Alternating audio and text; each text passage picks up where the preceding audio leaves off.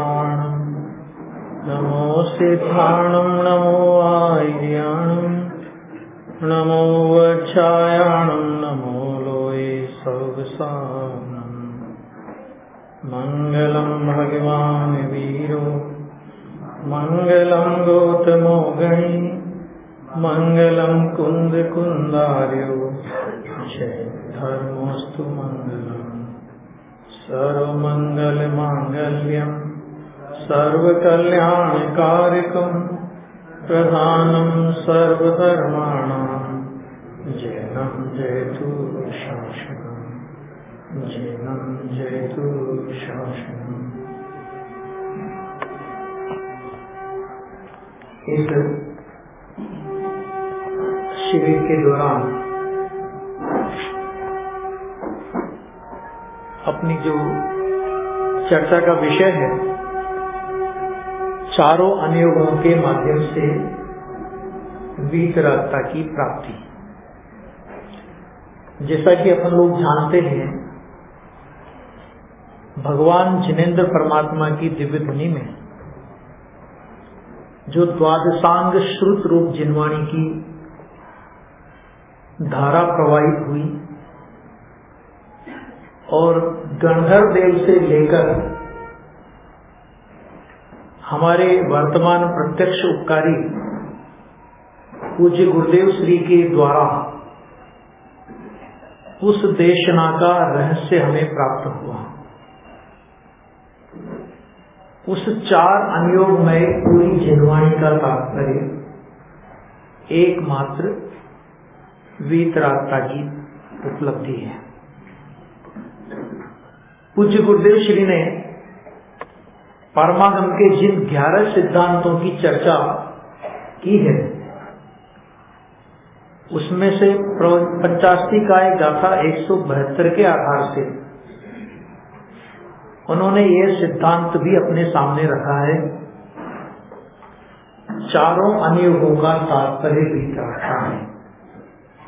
यानी कहने का अर्थ क्या है कि यदि हम जिनवाणी का कोई भी अनुयोग पढ़ते हैं और उसमें से वीतरागता के प्रयोजन की सिद्धि नहीं निकालते हैं तो सच में हमने जिनवाणी का स्वाध्याय किया ही नहीं। और चूंकि वीतरागता वीतराग स्वभाव के अवलंबन से होती है, इस तरह हम ये कह सकते हैं कि जिनवाणी का कोई भी अनुयोग हो, जिनवाणी का कोई भी पृष्ठ हो, अरे पृष्ठ की कोई भी लाइन हो, यदि उसमें से भूतार्थ गैर स्वभाव का आश्रय और अवलंबन का प्रयोजन नहीं निकाला जाता है तो सच में हम जिनवाणी की विराधना करते हैं, आराधना नहीं करते हैं। ये बहुत ही गंभीर विषय है और सच में ऐसे अवसर में तो गुरुदेव श्री की बहुत बहुत याद आती है, आना चाहिए कि जो प्रथमानुयोग मात्र कथा कहानियों तक सीमित था और गुरुदेव श्री के पहले की स्थिति का जो चित्रांकन अगर आपके सामने खींचा जाए या गुरुदेव श्री से जो प्रभावित और प्रमुदित नहीं है वहां का चित्रांकन अगर आपके समक्ष खींचा जाए तो बस एक प्रथमानुयोग के नाम पर कोई भी पुराण शास्त्र ले लिया और उसकी कहानी पढ़ ली और 9 बार नमोकार मंत्र बोल करके उस पुराण को पूरा कर दिया और अपने स्वाध्याय कर दिया। सच में प्रथमानुयोग भी कैसे पढ़ना, उसमें से भी आत्महित का प्रयोजन कैसे साधना, ये दृष्टि अपने को पूज्य गुरुदेव श्री ने दी है। इसलिए उन प्रथमानुयोग के रचनाकार आचार्य भगवंतों का तो अपन लोगों पर महान महान उपकार है ही कि जिन्होंने हमें अपने पूज्य पुरुषों से मिलाया, उनके जीवन से परिचित कराया, उनकी साधना और आराधना से परिचित कराया, साथ ही उन विराधक परिणामों से भी हमें बचाने का मार्ग बताया कि जिन विराधक परिणामों को करके अनेक जीव दुर्गतियों में परिभ्रमण करते हुए संसार में परिभ्रमण करते रहे हैं। ये सारी बातें प्रथमान योग के माध्यम से अपन लोगों को सीखने को मिलती है। प्रथमान योग सामान्यतः उसमें 3 चीजों का निरूपण होता है। अपन एक एक बिंदु पर चर्चा करेंगे। प्रथमान योग में से क्रमबद्ध पर्याय की सिद्धि, प्रथमान योग में से स्वभाव की आराधना की प्रेरणा, प्रथमान योग में से स्वभाव की विराधना के फल इत्यादि अनेक अनेक विषयों पर अपन लोग चर्चा करेंगे। सामान्य चर्चा अभी आज अपन करते हैं कि प्रथमान योग में 3 बातों का विवेचन मुख्य रूप से होता है। प्रथमान योग जिसमें 63 शलाका पुरुषों का जीवन चरित्र वर्णित होता है, और जैनियों का प्रथमान योग किसी भी राजा का राज्याभिषेक होने मात्र से पूरा नहीं होता। वो प्रथमान योग की कहानी, पुराण, चरित्र तब पूरा होता है कि जब उसे मुक्ति साम्राज्य की उपलब्धि हो जाती है। माने साधना से प्रारंभ हुआ और साधना के फल तक जो पहुंचाने का पूरा जो जीवन दर्शन है किसी भी ज्ञानी धर्मात्मा का, उसका नाम प्रथमान योग है। उस प्रथमान योग में 3 बिंदु आते हैं। पंडित टोडरमल जी साहब ने मोक्ष मार्ग प्रकाशक के 8वें अधिकार में 4 अनुयोगों का स्वरूप या 4 अनुयोगों की कथन पद्धति के संबंध में विशेष प्रकार का निरूपण किया है। बहुत अच्छा निरूपण किया है, और जो मूल रूप से पढ़ने योग्य है। नहीं तो अपन लोग कहीं कहीं अर्थ विपर्यास भी ग्रहण कर सकते हैं।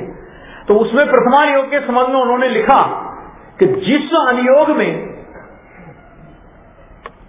संसार की विचित्रता, पुण्य पाप का फल और महंत पुरुषों की प्रवृत्ति बताकर जीवों को धर्म मार्ग में लगाया जाता है। कितनी बातें गई। देखिए ये शिविर है, और शिविर माने शिविर में किरीट भाई जी प्रश्न कर सकते नहीं कर सकते? कर सकते पता लगेगा भैया नहीं पूछो। देखो भाई पूछूंगा नहीं, लेकिन आप तैयार रहें, पूछ भी सकता हूं।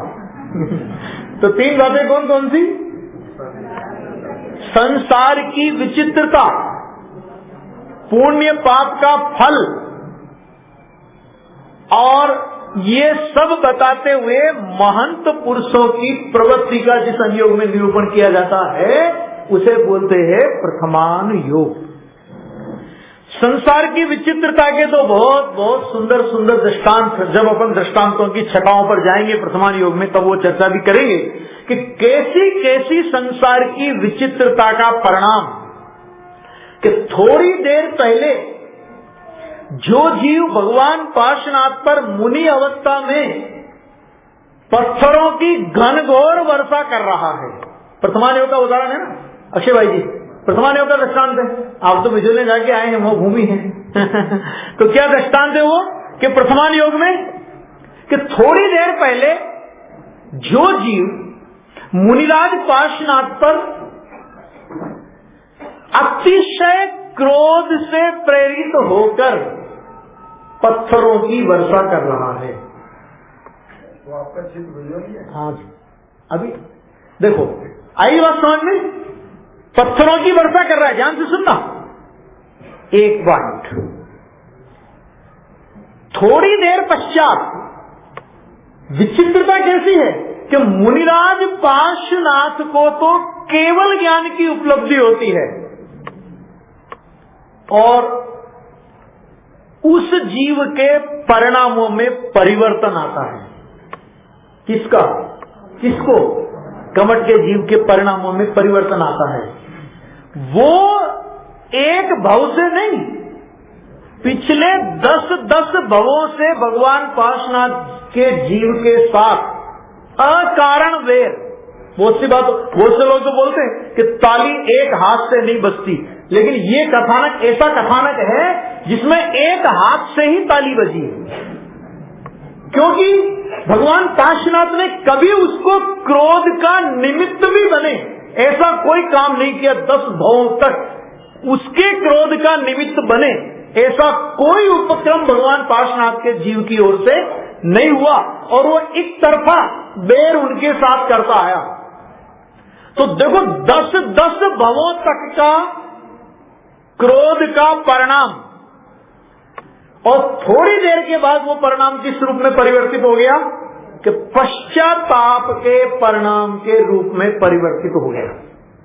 मुनिराज पार्श्वनाथ 10 भाव से साधना कर रहे थे और इस भाव में उनकी साधना की क्या हो गई कि उनकी साधना की पूर्णता हो गई। वो जीव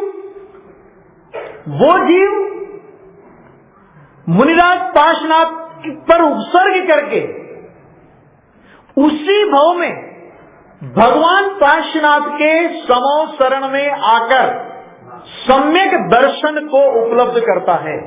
थोड़ी देर पहले के उस कमट को अपन देखें तो अपन लोग हाथ बाएं चढ़ा के तैयार हो जाएंगे, ये पार्श्वनाथ पे पत्थर बरसा रहा है, मैं देखता हूं उसे। नहीं आएगा अपने को क्या परिणाम आएगा? अच्छा बोलो, कोई अपने भगवान के ऊपर ऐसा पत्थर बरसा रहा हो तो अपने को क्या परिणाम आएगा? अगर अपन सूरवीर होंगे तो बाहें चढ़ाएंगे, अगर अपन बड़बोले होंगे तो 2-4 गालियां देंगे, और न सूरवीर होंगे न बड़बोले होंगे तो मन ही मन खेद खिन्न तो होंगे कि कैसा दुर्भागी जीव है, हमारे भगवान के पास पत्थर बरसा रहा है। पर भाई साहब इतनी देर में तो उसने पश्चाताप किया, और पश्चाताप ही नहीं किया, भगवान की देशना सुनकर के सम्यक दर्शन को प्राप्त हो गए।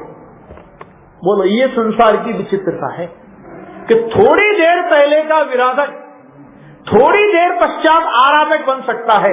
इसलिए भाई, किसी के विराधक परिणाम देखकर उसके प्रति द्वेष मत करना, किसी के प्रति किसी को आराधक देख करके उसके प्रति राग मत करना, बल्कि आराधक और विराधक परिणामों के पार जो चैतन्य तत्व विराजमान है, जो आराधक परिणामों से आराधक विराधक परिणाम से तो सुनने है ही।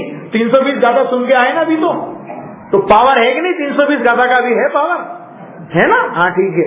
320 गाथा में क्या आराधक जो विराधक परिणाम से भी रहित है और जो आराधक परिणाम से भी रहित है, अरे आश्रय करने योग्य तो वो चैतन्य भगवान आत्मा है, वो शुद्ध स्वरूप है, वो परम पारनामिक भाव है। अच्छा अभी विचार करो जरा कि भगवान पार्श्वनाथ वो कहते कि देखो 10-10 भाव हो गए, कैसा दुष्ट मेरे पीछे पड़ा है?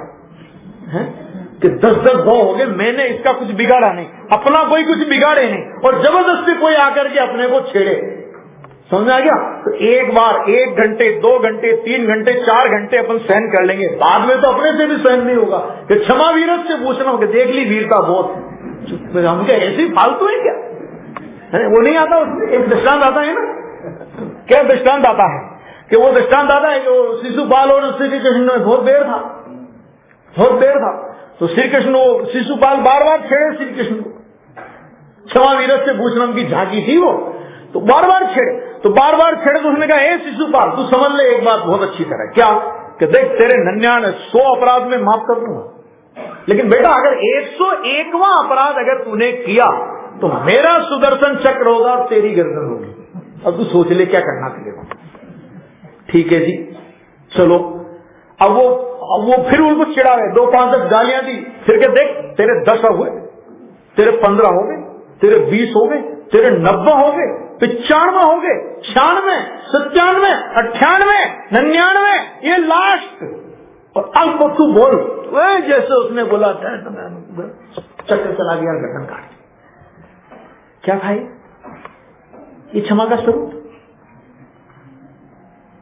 क्या इसको क्षमा माने क्या?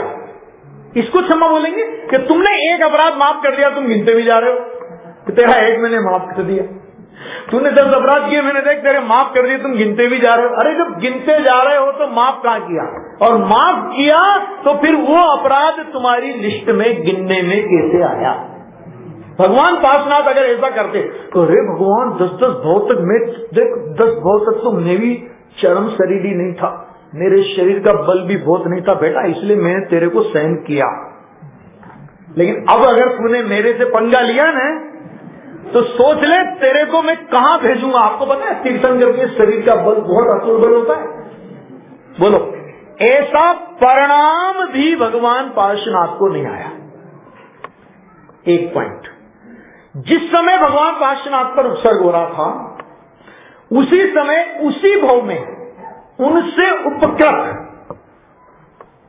एक देव, देखो ये पद्मावती तो कहां से घुसी मुझे पता नहीं है, लेकिन धर्मेंद्र का उदाहरण जरूर पुराणों में आता है।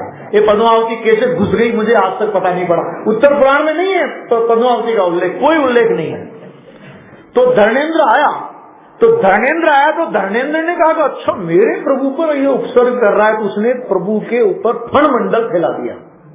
फणमंडल फैला दिया तो लोगों ने क्या कहा, ओहो क्या गजब का धर्मेंद्र है, इसने भगवान पार्श्वनाथ की रक्षा की।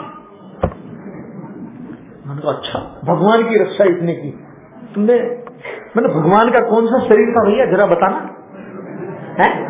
वह जो सब नाराज सहनन, अरे जिस शरीर पर पत्थर की शिलाएं टकराएंगी वो शिलाएं चूर चूर हो जाएंगी, लेकिन भगवान का उनके शरीर का बाल भी बाका होने वाला नहीं था। उसने केवल अपनी भक्ति का भाव प्रदर्शित किया। वो भी इस बात को जानता था, क्योंकि उसने भी भगवान से तत्व ज्ञान का लाभ लिया है। वो भी इस बात को जानता था कि त्रिलोकीनाथ भगवान की रक्षा करने में तो कौन समर्थ, और जिसे मैं भगवान कह रहा हूं वो तो पुद्गल की बात है, वो तो शरीर की बात है। भगवान तो बहुत अंदर बैठे हैं, इस शरीर से भी पार बैठे हैं भगवान तो, लेकिन एक उदाहरण में अपन उसको भगवान कहते हैं शरीर को, ठीक है। तो क्या हुआ, तो उन्होंने भक्ति का भाव प्रदर्शित किया, तो हम लोग बड़े शूरवीर निकले, हमने भगवान को छोड़ करके उसी को पूजने लगे। जबकि ये विचार करे साहब भगवान की रक्षा की क्या बात कर रहे हो, भगवान की रक्षा की, मैंने भगवान की रक्षा, मैंने भगवान अपनी रक्षा खुद नहीं कर सके। पहली बात, भगवान कितने कमजोर थे। अरे भाई प्रथमान योग के उदाहरण पढ़ोगे तो इसका समाधान भी आपको प्रथमान योग में मिलेगा। कहां मिलेगा, पौनंजय अंजना सुंदरी। किरीट भाई जी ने मेरे को बोल दिया था, पूरी तैयारी के साथ आया हूं, बहुत सारे प्रथमान योग के उदाहरण है आपके, समझ में आ गया। तो क्या कहा, प्रथमा आपने अंजना सुंदरी का दृष्टांत सुना ना, ये अपने हनुमान जी का जन्म कहां हुआ था आपको पता है ना, जंगल में जन्म हुआ था, जंगल में, महापुरुष जंगल में जन्मे। अब हुआ क्या कि जब वो जंगल में जन्मे, उनकी पति ने वो सारी कथा में अलग प्रकरण में लेने वाला हूं, इसलिए अभी नहीं ले रहा हूं, उतना हिस्सा ले रहा हूं अभी। तो वो जब जन्मे उनके मामा आए और मामा से उनका परिचय हुआ, तो मामा फिर उनको अपने नगर में ले गए। नगर में ले जाने के लिए विद्याधर थे, तो नगर में ले जाने के लिए उन्होंने हनुमान सहित अंजना को, वसंत माला जो उनकी सखी थी, उनको विमान में चढ़ाया और विमान पूरी तेजी के साथ चलने लगा। इतने में हनुमान बाल सुलभ चेष्टा उछल उछल कूद करने लगे माता की गोद में, और उछल कूद करते करते एकदम छिटके और छिटक करके नीचे। अब अंजना का भी होश गायब हो गया कि भैया एक दिन का बालक, पति का तो पहले ही वियोग था, ये पुत्र मिला है, ये पुत्र भी मेरे जीवन में नहीं है, एकदम वियोग। उस मामा के भी हाथ पांव फूल गए कि लो अच्छा करने गया था और बुरा हो गया, चलो भाई जो भी होना है हुआ, नीचे उतरते हैं। तो नीचे उतरते हैं तो क्या देखते हैं कि हनुमान पत्थर की शिला पर पड़े, जिस शिला पर वो गिरे वो शिला चूर चूर हो गई, हनुमान मुंह में अंगूठा लेकर के चूस रहे। ठीक यही कहानी प्रद्युमन की आती है। 6 दिन का बालक प्रद्युमन, पूर्व भाव के बेरी ने उसका हरण किया, वो भी अपने प्रसंग में एक बार आएगी कहानी। हरण किया, और हरण किया तो क्या करे, इसको क्या करूं मैं इस बालक का, बहुत बालक सुंदर है, भले मेरा पूर्व भाव में मेरा अनिष्ट किया हो, लेकिन है तो बड़ा सुंदर, बिल्कुल मारना तो नहीं चाहिए। दया का परिणाम आया तो क्या करूं कि मैं अपने हाथ से तो नहीं मारूंगा, लेकिन मरने का पूरा इंतजाम करूंगा इसका। तो क्या किया कि ऐसी शिला जिसे विद्या के बल से हटाया जा सकता था, विद्या के बल के बिना नहीं, इतनी वजनीदार, इतनी वजनी शिला, उस शिला को उठाया और उस बालक को, 6 दिन के बालक को शिला के नीचे उसको सुला दिया और उसके ऊपर शिला रख दी पत्थर की। भाई साहब बहुत भारी शिला थी, जैसा कि मैंने बताया विद्या के बल से शिला को हटाया गया, ठीक है। लेकिन गजब हो गया कि वो श्वास ले ना बालक, तो श्वास ले तो पेट उसका फूले, तो उसका पेट फूले तो इधर वो शिला हिले। गजब हो गया। ये क्या हुआ कि राजा काल संवर वगैरह निकले कि ये क्या हो रहा है, ये हिल क्यों रही है, मेरा विमान कैसे रुक गया, ये हिल क्यों रही है। जरूर या तो कोई उपसर्ग में है, या कोई संत महात्मा है, या कोई जिन मंदिर है, या कोई धर्मात्मा है। नीचे उतरे, अब नीचे उतरे तो देखते हैं ओहो ये शिला क्यों हिल रही है, क्या बात है ये। जैसे ही शिला को उठाया तो 6 दिन का बालक उस शिला के नीचे दबा हुआ, और उस शिला का, उस बालक का कुछ भी नहीं बिगड़ा।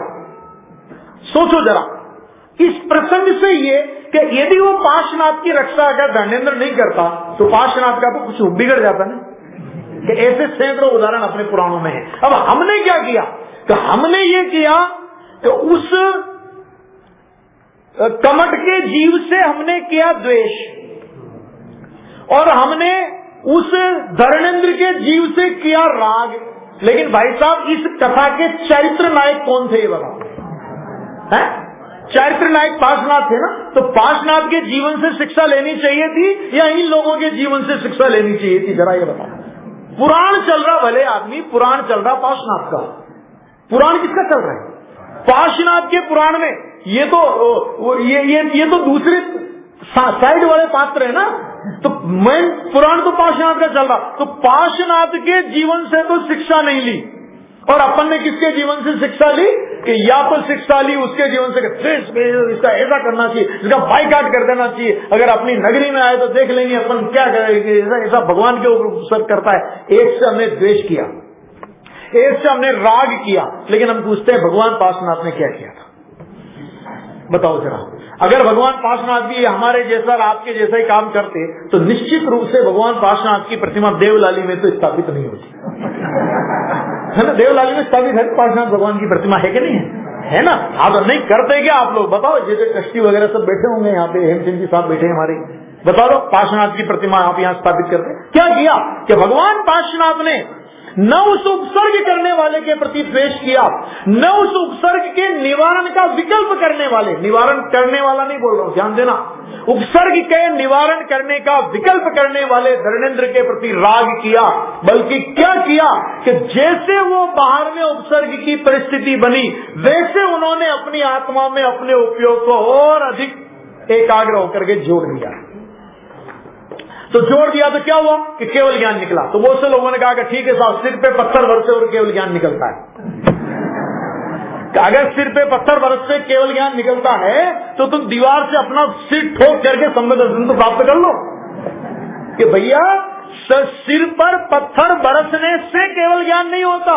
बहुत से लोगों ने ऐसा अर्थ किया कि तो बस आप सिर पे पत्थर बरसेगा तो केवल ज्ञान निकलेगा, इसलिए अपने को तो सिर पे पत्थर बरसाने वाला कोई मिल जाए केवल ज्ञान हो जाएगा, अपन केवल ज्ञान के लिए पुरुषार्थ नहीं करना। ऐसा नहीं, देखो सिर पर पत्थर बरसे उस और लक्ष्य नहीं गया, उपसर्ग निवारण करने वाले के प्रति राग रूप लक्ष्य नहीं गया, और एकमात्र अपने चैतन्य स्वभावी भगवान आत्मा की ओर लक्ष्य दिया, तो उस भगवान आत्मा में से केवल ज्ञान निकला। ये सब तो भगवान जानते थे कि ये सब तो पुण्य पाप के नाटक हैं। मेरे भी कोई पूर्व पाप का उदय आया होगा, उसके फल में ये सब बाहर का संयोग बना है। पाप का उदय तीर्थंकर के जीवन में आए ना, तो तीर्थंकर को भी उसके उदय के अनुसार बाहर की परिस्थिति तो बनती है। धन्य वे नहीं हैं जिनके जीवन में पाप का उदय नहीं आता, बल्कि धन्य वे हैं कि जो पाप के उदय में पाप परिणाम नहीं करते। धन्य वे नहीं हैं जिनके जीवन में पाप का उदय नहीं आता, धन्य वे हैं जो पाप के उदय में पुण्य के परिणाम नहीं करते। तो क्या है कि धन्य वे हैं जो पाप के उदय में धर्म रूप परिणाम करते हैं।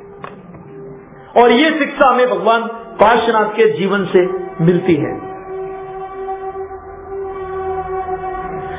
संसार के स्वरूप, पुण्य पाप का फल, संसार की विचित्रता समझ में आई? इस उदाहरण से संसार की विचित्रता समझ में आई? देखो, इसी उदाहरण से पुण्य पाप का फल समझ में आया कि पुण्य पाप का फल कि देखो, तीर्थंकर प्रकृति जैसी पुण्य प्रकृति पड़ी हो सत्ता में, और मुनि दशा में उपसर्ग की परिस्थिति है। अरे क्या बात करें, तीर्थंकर प्रकृति जो अभी बांध रहे हैं, अभी बांध रहे हैं कि नहीं बांध रहे हैं? कौन है? राजा सैनिक पहले नरक में अभी पड़े हैं, और वहां क्या बांध रहे हैं? प्रति समय तीर्थंकर प्रकृति, हर ध्रुवबंदी प्रकृति होती है ये तो हर समय तीर्थंकर प्रकृति नरक के क्षेत्र में बांध रहे हैं। क्यों भाई साहब? नरक के क्षेत्र में ये तो तीर्थंकर होने वाले जीव हैं, अपने नरक में आ गए हैं, इसलिए अपना महासद्भाग्य है, इनको वीआईपी सुविधा उपलब्ध कराई जाए नरक के अंदर। ऐसी व्यवस्था है वहां में? क्यों है ऐसी व्यवस्था? है क्या है व्यवस्था? 6 महीने तो जो होगा, अभी तो इतने साल तो वही कि वो भी पिट रहे हैं और वो भी पीट रहे हैं, पिट भी रहे हैं और पीट भी रहे हैं, मार धाड़ मची है, एक क्षण के लिए भी शांति नहीं है। बाहरी रूप से देखो तो, और अंतरंग देखो तो क्या हुआ? तो अंतरंग देखो तो मिथ्यात्व और अनंतानुबंधी कसाय के अभाव पूर्वक की जो वीतराग परिणति उनके अंतर में प्रकट हुई है, नरक की ऐसी भीषण प्रतिकूलता भी, नरक के ऐसे मार काट के संयोग भी, ख्याल में आया ना? उनकी उस मिथ्यात्व के अभाव जनित और अनंतानुबंधी के अभाव जनित शांति को लूटने में समर्थ नहीं है। और इसलिए कहा, बाहरी नार की कृत दुख भोगे, अंतर सुख रस घटा घटी। इसमें क्या विचित्रता है? तीर्थंकर प्रकृति बांध रहे हैं और ऐसी इस परिस्थिति में पड़े हैं। तीर्थंकर प्रकृति का उदय है और 6 महीने तक आहार के लिए निकल रहे और आहार नहीं मिल रहा। बोल क्या करोगे? अरे साहब ये व्यवस्था नहीं मिली, तो तीर्थंकर से बड़ा है क्या? नहीं होता। कभी कार्यक्रम में जाते हैं, अपन शिविर में जाते हैं, कहीं कोई प्रोग्राम में जाते हैं, कहीं शादी विवाह में जाते हैं, चलो शिविर में तो गौण भी कर जाएं, शादी विवाह में जाएं, कोई लौकिक प्रसंग में जाएं, और कहीं कोई अपनी व्यवस्था के अनुकूल अपने को व्यवस्था नहीं मिले तो अपना पारा 7वें आसमान पे उठ जाए। कहीं तो उनको बुला लिया, जब व्यवस्था नहीं थी आपके पास, क्यों उनको बुला लिया? उस समय याद करो कि तुम तीर्थंकर तो नहीं हो ना? क्या हो?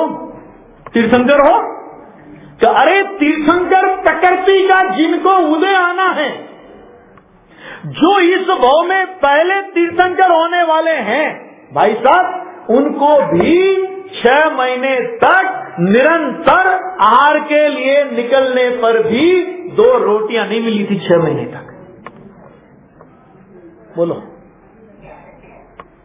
क्या है उसमें? ये बाहर की अनुकूलता प्रतिकूलता का लक्ष्य छोड़ दे। तीर्थंकर जैसा अखंड पुण्य तेरे पास नहीं है, लेकिन तीर्थंकर जैसा अखंड ज्ञात स्वभाव तेरे पास है। तेरे पास नहीं, तीर्थंकर जैसा ही अखंड ज्ञात स्वभाव तू है। ख्याल में है ना? एक बार उस स्वभाव का लक्ष्य ले, ये प्रथमान योग सिखाता है। देखो, अपने को बहुत बहुत सीखने जैसा है इस प्रथमान योग के माध्यम से, क्योंकि ये वीतराग की वाणी है। भगवान ऐसा थोड़ी, तो जो भी पुराण पढ़ते हैं ना हम लोग, तो पुराणों में क्या होता है कि राजा सैनिक होते हैं, और राजा सैनिक होते हैं तो वो जाते हैं और भगवान के साथ, आज तो मुझे ये चरित्र सुनना है। मैं 10, 15, 20 पुराण पढ़े, उस सब में यही कहानी। मैंने कहा भगवान को भी और कोई काम नहीं था, राजा सैनिक को भी और कोई काम नहीं था, एक ही काम था, भगवान रोजाना समोसन में जाए, महाराज आज से ये कहानी कह दो। ये क्या है कि देखो, उसके पीछे ये कहना, कोई रोजाना राजा सैनिक प्रश्न पूछते हैं, भगवान व्यक्तिगत प्रश्नों के उत्तर देते हैं, ऐसा कुछ नहीं होता। लेकिन ये कहकर के वो प्रथमान योग वाले आचार्य देव ये कहना चाहते हैं कि ये जो प्रथमान योग की कहानी है, ये तीर्थंकरों की परंपरा से चली आई है। तो जिनकी दिव्य ध्वनि में ये पौराणिक प्रसंग लिखे गए, वे तीर्थंकर वीतरागी थे या रागी थे? हैं? वीतरागी, ठीक। रवि सेना आचार्य जैसे आचार्यों ने, जिन सेना आचार्य जैसे आचार्यों ने, सकल कीर्ति जैसे आचार्यों ने जो ये प्रथमान योग के ग्रंथ लिखे,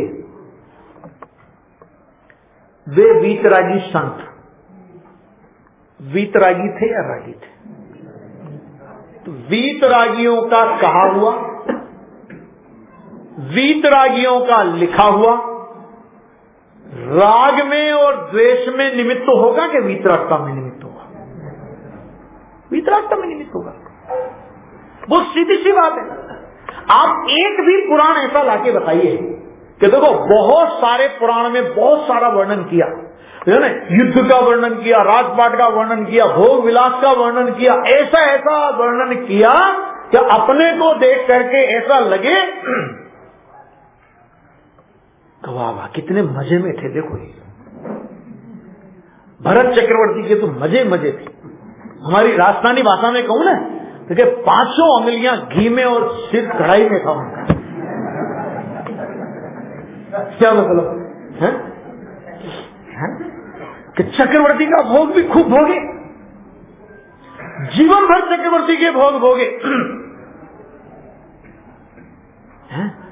और मुनि दशा ली और अंतर मुहूर्त में केवल ज्ञान। तो हमको काय को अभी से निवृत्ति लेने की बात करते हो? क्यों, है कि नहीं? है ना? हम तो भरत चक्रवर्ती वाले गुट के हैं, हम आदिनाथ वाले नहीं है कि 6 महीने तक तो घूमेंगे और 1,000 वर्ष तक ध्यान लगाएंगे। हम आदिनाथ वाले नहीं है, हम तो भरत चक्रवर्ती की पार्टी में हैं। भैया भावना तो आपकी बहुत अच्छी है, लेकिन अभिप्राय का बहुत बड़ा दूषण है। भावना तो बहुत अच्छी है कि मैं जब भी पुरुषार्थ करूं, हे भगवान मेरा पुरुषार्थ इतना उग्र हो कि मैं अंतर मुहूर्त का काम अंतर मुहूर्त में पूरा कर लूं। ये भावना तो बहुत अच्छी है। लेकिन हम जो ये कहते हैं ना, भरत चक्रवर्ती ने भी इतने भोग भोगे, तो हम अभी से क्यों निवृत्ति ले लें? इसमें हमारी भावना साधना की नहीं बल्कि 5 इंद्रियों के विषय कसाय के पोषण की है। बाबूजी का एक प्रसंग याद आता है इस अवसर पर। युगल जी साहब का एक बार प्रश्न किया था, शिविर था जयपुर में, मैं भी था उस समय, बाबूजी थे, चर्चा चली थी। प्रश्न किया था कि साहब ये सम्यक्त की पात्रता की आप इतनी बात करते हो, ये सब करते हो, तो शेर को तो हो गया था। तो पुराणों में तो सारे उदाहरण मिलेंगे ना कि शेर को तो बोलो भगवान महावीर के जीव के शेर की पर्याय में सम्य दर्शन हुआ। क्या कर रहा था वो? बहुत सारे पुराण याद हो जाएंगे अभी आपको। क्या कर रहा था? हिरण को फाड़ के मांस खा रहा था। कि साहब वो जब देशना सुनी तब उसने झूठा मुंह, मांस का मुंह था उसका, कुल्ला भी नहीं किया भले आदमी कि भगवान की वाणी सुन रहा हूं तो कुल्ला तो कर ले। बोलो हो गया कि नहीं हो गया उसको? और आप हम तो इतने प्रतिबंध, सम्य दर्शन करना है तो तू पात्रता तैयार कर। भाई जी बोल रहे थे ना, पात्रता पके और पुरुषार्थ हो, है ना, ये सब बातें। इतने प्रतिबंध शेर की पर्याय में क्या हो? शेर की पर्याय में तो हो गया था। लो बोलो, और जबरदस्ती हमको इतना फेल रहे हो तुम लोग कि भाई साहब आप भी शेर की पर्याय में तो प्राप्त कर सकते हैं। क्या कहा डॉक्टर साहब? भोग चाहिए मनुष्य जैसे, ध्यान से सुनना, भोग चाहिए मनुष्य जैसे, सुविधाएं चाहिए मनुष्य जैसी, चक्रवर्ती भरत जैसी, और सम्यक दर्शन चाहिए शेर जैसा, है ना? हो जाएगा। अरे शेर की पर्याय में हो गया, भरत चक्रवर्ती को अंतर मुहूर्त में हो गया, उसमें से हमें वीतरागता का रहस्य निकालना चाहिए कि देखो एक समय पहले का पाप परिणाम अगले समय के सम्यक दर्शन में रुकावट नहीं डाल सकता, क्योंकि उस पाप परिणाम का प्राग भाव हो गया। धन्य है वो चैतन्य स्वभाव कि जिस चैतन्य स्वभाव को पाप परिणाम स्पर्श ही नहीं करता। ये विचार करके उस स्वभाव की महिमा आनी चाहिए। और हमें काय की महिमा आई कि हमें भी शेर की तरह स्वेच्छाचार की छूट मिल जाए। जिनवाणी का उद्देश्य वीतरागता का पोषण करना है, जिनवाणी का उद्देश्य स्वच्छंदता का पोषण करना नहीं है। भरत चक्रवर्ती के भोग वो तो हमको दिखाई दिए, लेकिन जिस भरत चक्रवर्ती ने भोग को छोड़ करके मुनि दशा धारण करते ही अंतर मुहूर्त में केवल ज्ञान प्राप्त कर लिया। और केवल ज्ञान प्राप्त करने का टाइम कितना है? मुनि दशा होने के बाद केवल ज्ञान होने में कितना टाइम लगता है? अंतर मुहूर्त भी लगता है ना। और उन्होंने अंतर मुहूर्त में काम कर लिया। तो इसका मतलब ये कि भोगों के काल में भी जगत के जीव उन्हें भोगों के बीच दिखाई देते जगत के जीवों को वे, लेकिन उन परिस्थितियों में रहने पर भी उनकी निर्लिप्तता कितनी थी। हमें भरत चक्रवर्ती की उस अलिप्तता के दर्शन क्यों नहीं होते? हमें भरत चक्रवर्ती के भोग दिखते हैं, हमें भरत चक्रवर्ती की अलिप्तता नहीं दिखती। भाई साहब, अगर अलिप्तता नहीं हो रही होती, उनकी अलिप्तता नहीं रही होती तो अंतर मुहूर्त में ये काम नहीं हो सकता था। वो अलिप्तता क्यों नहीं दिखती?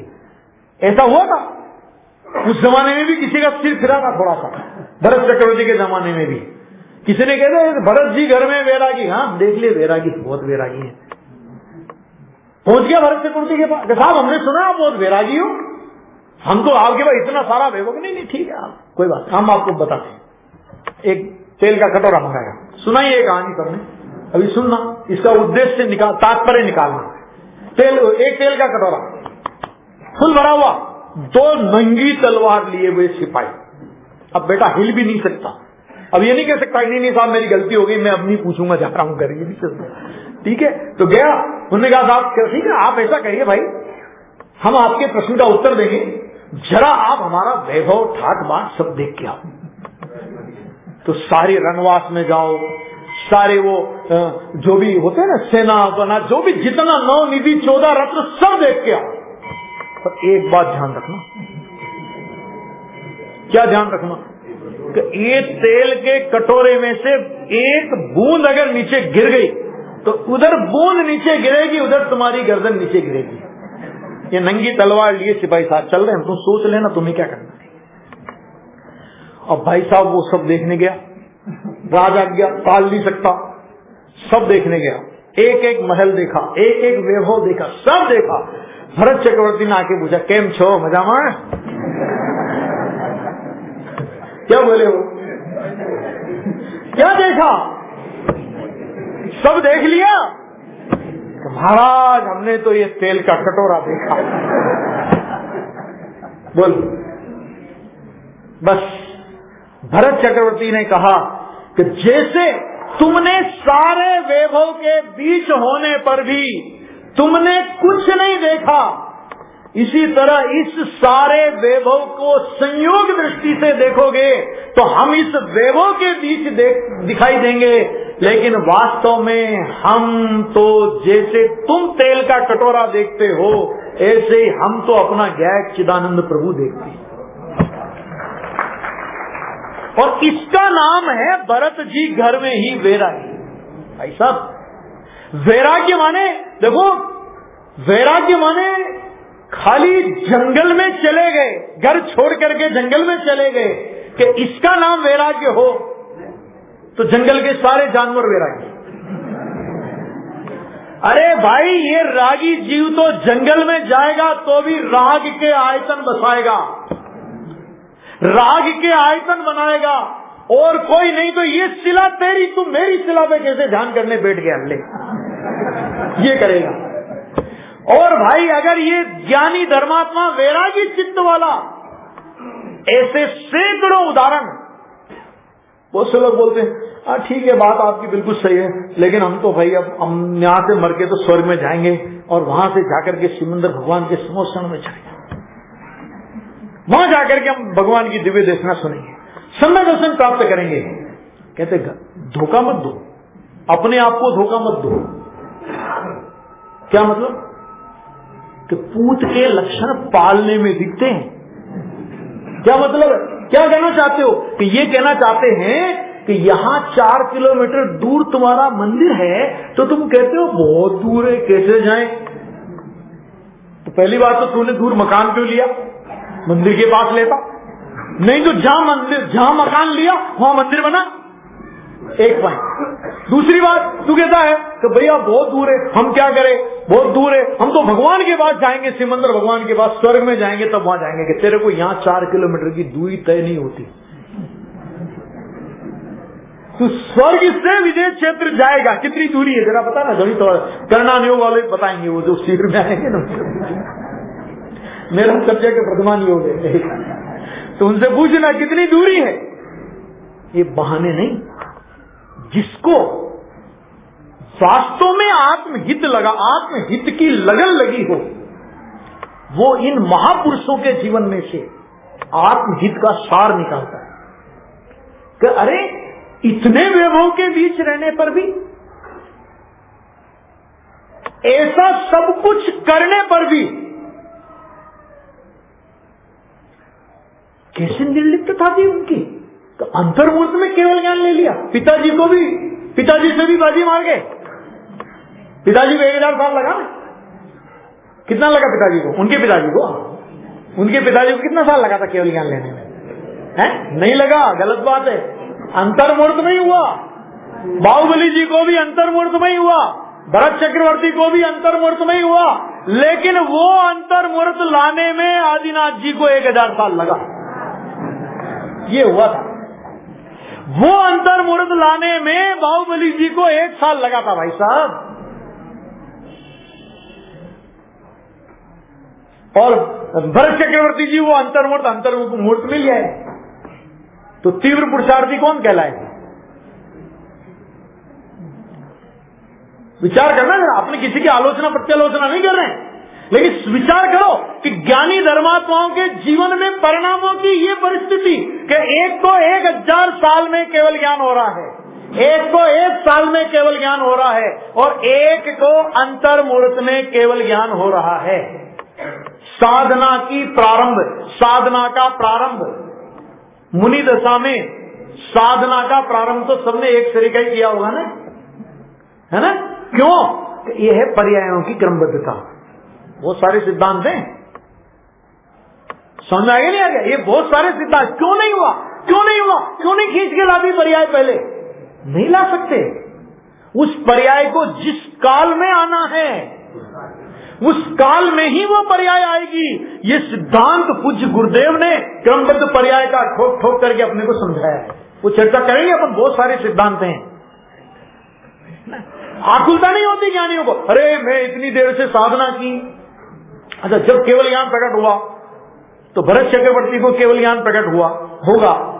ये अंतर्मूर्त में केवल ज्ञान प्रकट हो जाएगा। आदिनाथ के ज्ञान में था कि नहीं था? अच्छा, आदिनाथ के ज्ञान में अपनी सिद्ध दशा थी कि नहीं थी? बोलो, विचार करो। कहां से आओगे कि अपनी सिद्ध दशा कब होएगी? केवल ज्ञान होने के बाद कितना टाइम लगेगा? अपनी सिद्ध दशा को जान रहे कि नहीं जान रहे? जान रहे हैं ना? पहले क्यों नहीं लाते? अनंत बल के धनी, अनंत बल है ना? पहले तो अनंत बल नहीं था, इसलिए 1000 साल लग गए। कोई बात नहीं। अब तो अनंत बल है ना, अनंत ज्ञान, अनंत दर्शन, अनंत सुख, अनंत वीर, अनंत बल के धनी है कि नहीं? तो अनंत बल के धनी वो अपनी पर्याय को एक समय पहले इधर से उधर कर नहीं सकते। और जिसमें न शारीरिक बल है न जिसमें आत्मिक बल है, वो कहता है मैं पूरे लोक को पलट दूंगा। बोलो, अपन लोग करते कि नहीं करते? यही काम करते कि नहीं करते? बोलो, कर्ता बुद्धि से हैरान है। विचार करो भैया, है ना? तो चर्चा हुई थी ना, पार्श्वनाथ के जीव से चालू हुई थी ना, तो वो परिणति अपने को अपने जीवन में अपनाना कि मैंने विराधक जीवों के विराधक परिणाम देख करके अपने जीवन में विराधना को अनुमोदना नहीं देना और विराधक के प्रति द्वेष नहीं करना। 2 बातें। क्या कहा? विराधना को अनुमोदना नहीं देना और विराधक के प्रति द्वेष नहीं करना। अनुमोदना तो विराधना की करना ही नहीं कभी। अनुमोदना वाला प्रकरण भी अपन लेंगे एक दिन, तो वो तो कभी करना ही नहीं। लेकिन उस विराधक के प्रति द्वेष मत करना। क्यों? क्योंकि पता लगा हम द्वेष करके चार गति में भटक रहे हैं और उसके पहले वो विराधक जीव आराधना करके हमसे पहले मुक्ति चला गया। ये इस संबंध में पूज्य गुरुदेव श्री के जीवन में बहुत सारे प्रसंग बने। कई विरोधी लोगों ने गुरुदेव का बहुत विरोध किया,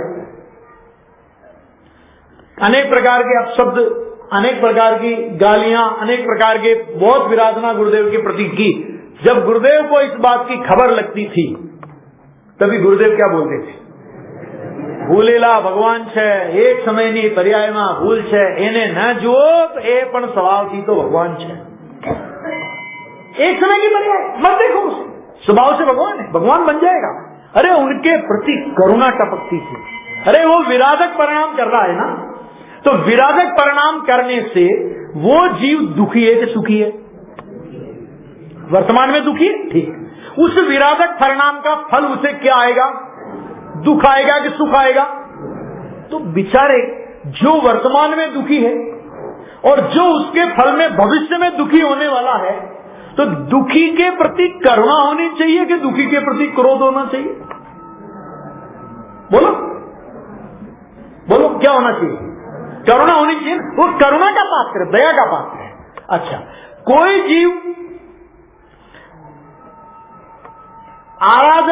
कोई जीव आराधना का परिणाम करे, मतलब भगवान की भक्ति आदि का परिणाम किया, जैसे कि धर्मेंद्र ने किया, तो उसके प्रति अहोभाव तो आएगा। तो ओहो देखो, इसने जिनेंद्र परमात्मा की कैसी भक्ति की। क्या कहा? कैसी भक्ति की। लेकिन वो भी एक से द्वेष करके दूसरे से राग करें, यह जैन धर्म नहीं सिखाता। उसकी भक्ति प्रशंसा के योग्य है, उसकी सेवा प्रशंसा के योग्य है, लेकिन राग करने के योग्य तो वो भी नहीं। क्योंकि यदि उस पर भी पार्श्वनाथ ने राग किया होता तो पार्श्वनाथ हमारी बेदियों पे नहीं बैठ रहे होते। अपने को तो भगवान बनना है ना, अपने को तो भगवान बनना है ना, तो राग का क्या काम यहां पे? भगवान पार्श्वनाथ ने क्या किया कि न उससे द्वेष किया, न उससे राग किया, ज्ञान के गहरे रूप से जाना। सारी परिस्थितियां जानने में आई होंगी, सविकल्प दशा भी आई होगी, जानने में भी आई होगी, जो भी हुआ होगा, लेकिन वो सारी परिस्थितियां ज्ञान का गे, और जब केवल ज्ञान प्रकट हो गया और वो जीव पछताता हुआ आया, तो भगवान पार्श्वनाथ को तो गुस्सा नहीं आया, फिर कोई बात नहीं। लेकिन उनके दूसरे जो समोषण में लोग थे, अच्छा तेरी अकल ठिकाने आ गई, ऐसा कहा उससे, अच्छा तेरी अकल ठिकाने आ गई, भगवान का समोषण देख के तेरा मन पिघल गया है? ऐसा परिणाम नहीं। अरे ये जीव अपनी विराधना के परिणाम को छोड़ करके आराधना परिणाम में आया है, अनुमोदना के योग्य है। अनुमोदना के योग्य आराधना है। किसी की राग की वृत्ति जिनेंद्र परमात्मा आदि के प्रति हो तो पाप भाव की अपेक्षा से प्रशंसनीय कह दो। समझ में आएगा क्या कहा? पाप भाव की अपेक्षा से प्रशंसनीय कह दो, अनुमोदनीय तो वो भी नहीं है। क्यों? क्योंकि राग मात्र अनुमोदना के योग्य नहीं है, चाहे वो प्रशस्त राग हो चाहे वो अप्रशस्त राग हो। लेकिन कोई जीव यदि आराधना के परिणाम में वर्तता है तो आराधना के परिणाम अनुमोदन के योग्य है। क्यों अनुमोदन के योग्य है? क्योंकि मुझे भी अपने जीवन में, अपनी परिणति में वैसी ही आराधना करने योग्य है। इस भावना से वे परिणाम आराधना के, वे परिणाम अनुमोदन के योग्य है। इस तरह जब हम मैंने द्वेष के निमित्तों में द्वेष नहीं करेंगे, राग के निमित्तों में राग नहीं करेंगे, और स्वभाव के लक्ष्य से शांतमय परिणाम, वितरागतामय परिणाम, उपेक्षामय परिणाम, ज्ञाता दृष्टामय परिणाम रखेंगे, तो ही हमने वास्तव में प्रथमान योग के किसी भी पृष्ठ को पढ़ा है। और यदि हमने अपने जीवन में ये नहीं सीखा तो हमने प्रथमान योग का कोई भी प्रसंग वास्तव में पढ़ा नहीं है। वास्तव में हमने उस प्रसंग को मनोरंजन के लिए ज्ञान का गेय बनाया है, लेकिन वास्तव में आत्म कल्याण के लिए उसे निमित्त नहीं बनाया है ना। गुरुदेव बोलते थे ना, आगे कथा वार्ता नथी, जबकि गुरुदेव ने तो बढ़ते वैभव पर भी प्रवचन किए, ये आपको पता होगा। और उनके प्रवचनों में यदा कदा जब भी वो प्रथमान योग के प्रसंग उनके प्रवचनों में बोलते हैं, खास तौर से वैराग्य के प्रकरण में, वो कृष्ण जी का द्वारिका जलने वाला प्रसंग 138 नंबर के कलश के प्रवचन में गुरुदेव ने लिया। मैं कहता हूं नकल करके भी गुरुदेव जैसी करुणा से वो प्रसंग कोई बोल नहीं सकता, ये सच है। क्यों? क्योंकि वो वैराग्य से बोलते हैं, तो उनके अंदर में वैराग्य का परिणमन है। तो वैराग्य के परिणमन सहित वो वैराग्य के, तो गुरुदेव ने प्रथमान योग नहीं पढ़ा था। गुरुदेव जितना प्रथमान योग, हमने द्रव्यान योग तो छोड़ो, गुरुदेव जितना प्रथमान योग भी हम लोगों ने नहीं पढ़ा। प्रथमान योग का उपलब्ध ऐसा कोई ग्रंथ नहीं है, लगभग मेरी नजर में जहां तक है, और जो मेरे पास उनकी जानकारी है, गुरुदेव श्री ने कौन कौन से ग्रंथ पढ़े वो सारी लिस्ट है, उसमें मेरी नजर में ऐसा कोई उपलब्ध ग्रंथ नहीं है प्रथमान योग का जो पूज्य गुरुदेव श्री ने नहीं पढ़ा। लेकिन उसमें से हम लोग क्या निकालते हैं? हम निकालते हैं मनोरंजन, हम निकालते हैं राग रंग, है ना। वो लेंगे प्रसंग, वो तो अपन बहुत सारे, रावण के, अभी रावण तो मर गए, रावण मर के नरक में चला गया, सीता जी का जीव उसको संबोधन करके संबंध दर्शन प्राप्त करा दिया। उन दोनों में आपस में कोई झगड़ा नहीं, और अभी तक हम रावण के नाम पर वो तीर कमान ताने हुए हैं। आदमी वो क्या गया करे, है ना। ये सब बातें हैं, जो बहुत सारी बातें हैं जो अपन और आगे विशेष चर्चा में लेंगे।